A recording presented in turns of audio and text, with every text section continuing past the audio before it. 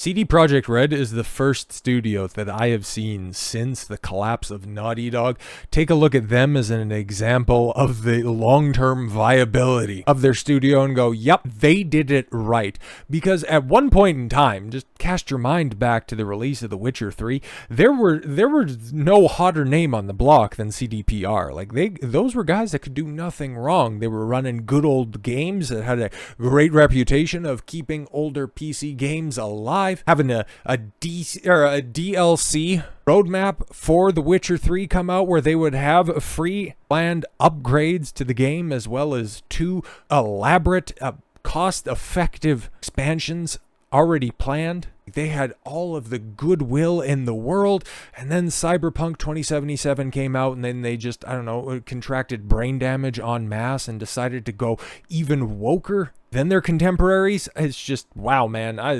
It's not a unique fall from grace, but I don't know what they're doing. I really don't get it. And this example right here kind of separates them from the pack, because even Naughty Dog wouldn't do something this brain dead. We're proud to receive the Diversity Charter Award for our menstrual leave benefit in the category of innovative approach to diversity, equity, and inclusion in business. See the gold check mark right there? I had to double check on that because I thought this was parody. Is like, why would you announce that you won, especially in today's day and age, especially knowing the culture war that's going on in gaming, thinking that this would be a big W to announce a diversity, equity, and inclusion award and thinking that's a good thing for you. But then also, your ears might have just glossed over this part. A menstrual leave benefit. What in the blue hell? Which honors organizations showcasing outstanding commitment to fostering an inclusive workplace. No. It seems like you're giving disproportionate treatment to a certain segment of your workforce, meaning that the other non-affected, which in actuality they are very much affected, part of your workforce is going to have to pick up the slack 7 days out of the month. This category is chosen by internet users. Great. So thank you to everyone who voted for us. Oh, great. A bunch of purple-haired freaks that pirated their copies of Cyberpunk and The Witcher. That's cool. Here's a summary of the impact of this benefit during the first 9 months of implementation, and then they got blood drops. It's gross. 39% of eligible Reds have taken menstrual leave at least once. Oh man, this is taking a week off because your box is leaking. Like, what are we doing? Okay, like, I understand some women end up going through tougher periods than others, but to take a week off, take a menstrual leave off, you wonder why you get paid 70 cents for every dollar that a man makes. On monthly average, 11.3% of eligible Reds use this. Stop calling your workforce Reds. That shit's gross. 57% use menstrual leave at least twice, with 1% using it every month. Imagine that. A free week paid. That doesn't even come out of your paid days off. It doesn't come out of your sick leave. This is amazing. Just simply for the virtue of probably identifying, not even actually being a woman, but just simply identifying as being a woman, you get a free 7 days that you can take every month if you're so inclined to. Like, what if my lower back hurts? Like, I got big dick problems, right? Like, I'm just, oh man, it's like, right towards the end of the month, sitting, standing, walking around, my lower back, okay? A couple of my L discs, like my L4 and L5, is just really acting up because I got to carry around these gigantic balls and this absolute womb wrecker. Like, it just really hurts to walk around, man. Like, it just puts undue tension on my knees. Like, my equilibrium gets messed up. It's like, I could really use 7 days out of the month. No, they don't. I've never been afforded that at any job that I've worked before. But then again, I've never worked at such an unabashedly progressive company like current day CDPR. This is, wow, man.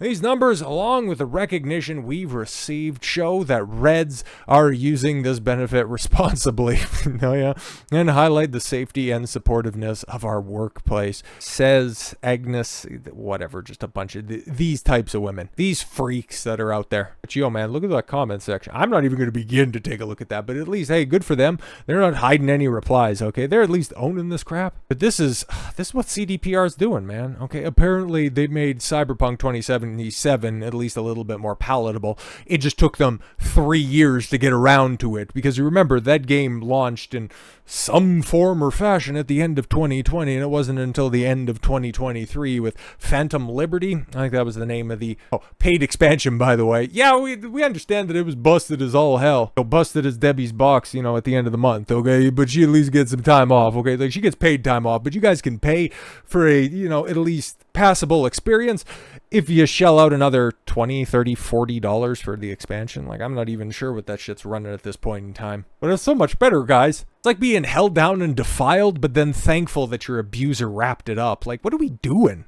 Is that where gaming's at this point in time? I will go ahead. Guess what? Guess what game I'm going to reference, guys? Final Fantasy VII Rebirth, 130 plus hours. I am just starting my hard mode playthrough. Okay, right at last check, 180 hours that I put into it. Some grinding, some farming aside, but 130 hours through my initial dynamic mode playthrough. No expansions, no planned DLC. That game is complete. The people behind it don't talk like this. They just talk about the love for the game. Naoki Hamaguchi, the director, Tetsuya Nomura, Yoshinori Kitase, Kazuhike Nojima. They have nothing but great things to say about the fans, the franchise, and how much they're looking forward to completing the trilogy. Meanwhile, you have zero hope in hell that the next Cyberpunk, Witcher 4 is going to be anything but the Triss story on the Witcher side, or what kind of neo pronouns you can look forward to in the 22nd century. PFU.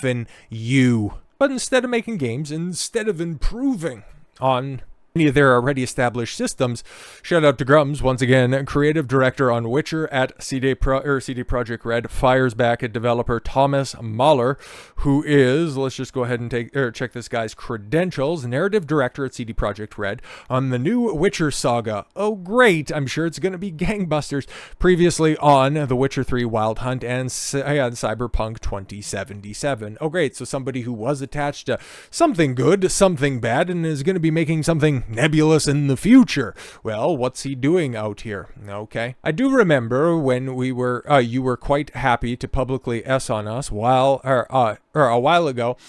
So please make sure to apply those principles you ask to others for yourself. Then we have Thomas Mahler. Okay. I always try to. Thumbs up. Feel free to call me out whenever I'm not true to my words. And I was right in the end, wasn't I? It's commendable that you folks turn things around, and I love you folks for that.